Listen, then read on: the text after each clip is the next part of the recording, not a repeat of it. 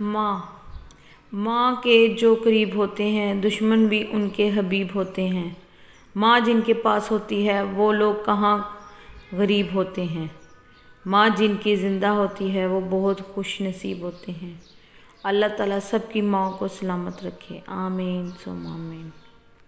میں نے کہا تھک چکا ہوں، جواب آیا خدا کی رحمت سے نا امید نہ ہونا۔ حضرت علی رضی اللہ عنہ فرماتے ہیں اپنے دن کا آغاز صدقہ دینے سے شروع کرو، اس دن تمہاری کوئی دعا رد نہیں کی جائے گی، اور اچھی بات بتانا صدقہ جاریہ ہے۔